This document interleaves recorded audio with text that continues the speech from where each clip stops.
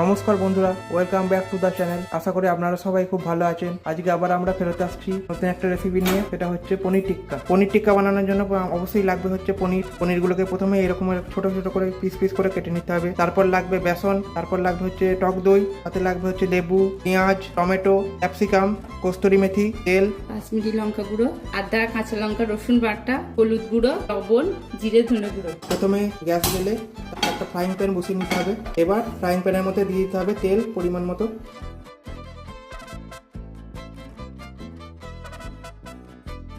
তেলটা যতক্ষণ না ভালো করে গরম হয় ততক্ষণ আমরা হাই ফ্লেমে রাখবো। ধোঁয়া উঠতে আরম্ভ করবে, তারপর আমরা গ্যাসটা নিভিয়ে দেবো।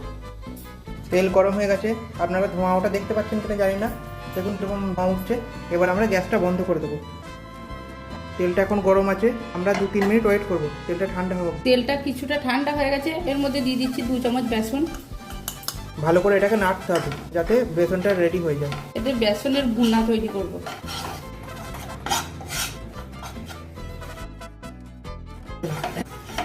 রঙের জন্য দিয়ে দিচ্ছি একটু কাশ্মীরি লঙ্কা গুঁড়ি। বেসনের ভুনাটা খুব ভালো করে রেডি করে নিচ্ছে। আমাদের বেসনের ভুনা রেডি হয়ে গেছে, দেখুন কি সুন্দর কালার হয়েছে। একটা পাত্র নিয়েছি, এর মধ্যে দিয়ে দেবো বেসনের ভুনা। বেসনের ভুনাটা দিয়ে দিচ্ছি 3 চামচ টক দই, আদা, রসুন, কাঁচা লঙ্কা বাটা, দিয়ে দিচ্ছি জিরে, ধনে গুঁড়ো, রঙের জন্য দিয়ে দিচ্ছি হলুদ গুঁড়ো, পরিমাণ মতো লবণ, দিয়ে দিচ্ছি কস্তুরি মেথি। এটা খুব ভালো করে মাখাবো।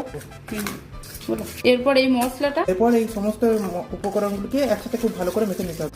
ভালো করে মেশানো হয়ে গেছে, এরপর আমরা দিয়ে দেবো এতে লেবুর রস। এরপর আমরা আবার এটাকে ভালো করে মিশিয়ে নেবো। আমাদের উপকরণগুলি খুব ভালোভাবে মেশানো হয়ে গেছে। এবার আমরা আগে থেকে কেটে রাখা পেঁয়াজ, ক্যাপসিকাম এবং টমেটো কুচিগুলোকে ভালো করে ম্যারিনেট করে নেবো। এগুলোকে খুব ভালো করে ম্যারিনেট করে নিতে হবে।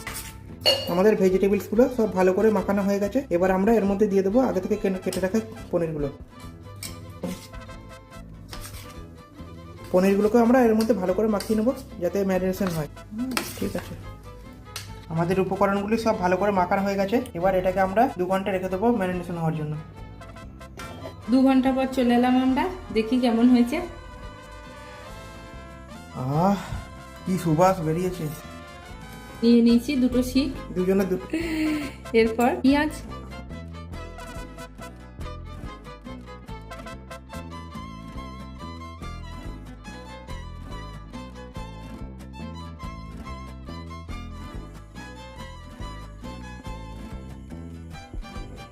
দারুণ হচ্ছে। কি করতে দেখতে হবে।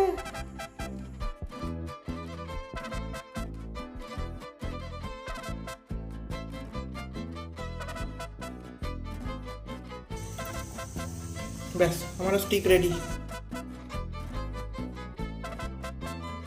আমার কাছে 2টো স্টিক ছিল, এই 2টো আগে করে নিই, দিয়ে আবার করব। স্টিকগুলোকে আপনারা চাইলে ডাইরেক্ট আগুনে সেঁকে নিতে পারেন, কিন্তু আমাদের কাছে অ্যালুমিনিয়াম ফয়েল পেপার নেই। ওভেনটা খুব পুড়ে যাবে, তাই আমরা প্রথমে তাও একটু শিখে নিচ্ছি, তারপরে পোড়াবো।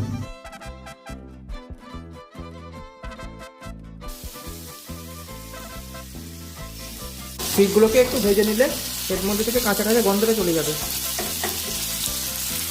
এটা হালকা করে শেখা হয়ে গেছে, এরপর আগুনে পুড়িয়ে নেব। কি সুন্দর লাগছে, দেখেও শান্তি। খেতে আরো শান্তি লাগবে।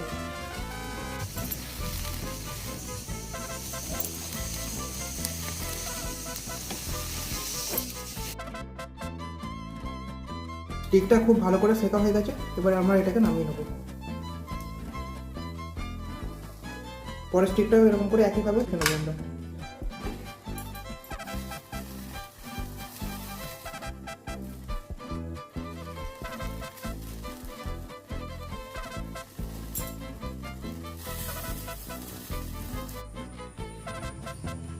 দেখুন বন্ধুরা কি সুন্দর হয়েছে, 2টো স্টিকই খুব সুন্দর সেদ্ধ হয়েছে, কালারও এসছে দেখুন কি সুন্দর। আমাদের পনির টিক্কা রেডি। এবার এটাকে খুব ভালো করে ডেকোরেশন করে গার্নিশিং বলে, এবার এটাকে গার্নিশিং করে নেবো। ভিডিওটা ভালো লাগলে লাইক, শেয়ার, কমেন্ট, সাবস্ক্রাইব করে পাশে থাকবেন। আবার আসবো একটা নতুন রেসিপি নিয়ে। টাটা।